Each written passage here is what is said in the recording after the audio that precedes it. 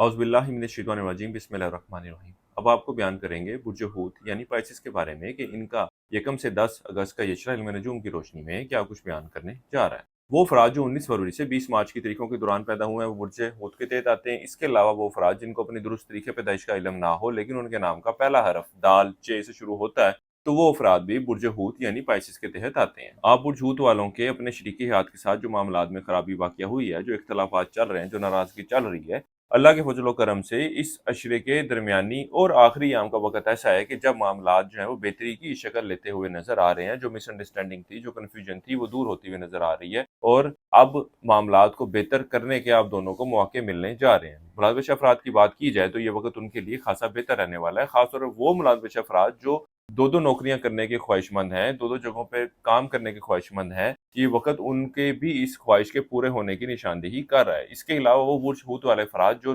अच्छे और बेहतर रोज़गार की तलाश में हैं, इनको भी चाहिए कि इस अशरे के वक़्त के दौरान ज़रूर कोशिश कीजिएगा। अल्लाह के फज़ल व करम से इनको भी नौकरी के मौके मिलते हुए नज़र आ रहे हैं। इस अशरे का ये वक़्त ऐसा है कि जब आपके अपने शरीके हयात या शरीके कार से वाबस्ता जो तवक्कुआत हैं, वो पूरी होती हुई नज़र आ रही हैं। ना सिर्फ़ बल्कि ये वक़्त ऐसा होगा कि जब इनकी तरफ से आपको माली मामलात के हवाले से भी कुछ सपोर्ट मिलती हुई नज़र आ रही है, ख़ास तौर पर इस अशरे के आखिरी याम से जो वक़्त शुरू होने जा रहा है। कारोबारी अफ़राद की बात की जाए तो ये वक़्त उनके लिए तो ख़ासा बेहतर रहने वाला है। कारोबारी अफ़राद अपने काम की तरफ ज़्यादा तवज्जो देते नज़र आ रहे हैं, बजाए इसके कि दीगर एक्टिविटीज़ की तरफ या दीगर मामलात की तरफ तवज्जो दें और ये इनके कारोबारी साख्त के लिए खासा बेहतर सूरत-ए-हाल है। इसके अलावा वो अफ़राद जो अंदरूनुल सफ़र के बारे में सोच रहे हैं, इस अशरे के दरमियानी और आखिरी याम का वक़्त आपके अंदरूनुल सफ़र के लिए भी जाने को ज़ाहिर कर रहा है, लेकिन वो अफ़राद जो स्टॉक मार्केट, क्रिप्टो करेंसी, दीगर डिजिटल करेंसीज़ में ट्रेडिंग करते हैं, इस अशरे का ये वक़्त इनके लिए इतनी कोई मस्बत सूरत-ए-हाल की निशानदेही नहीं कर रहा क्योंकि ये वक़्त ऐसा नहीं है कि जब ये लोग इन मामलात से कोई माली फ़ायदा हासिल करते हुए नज़र आएँ।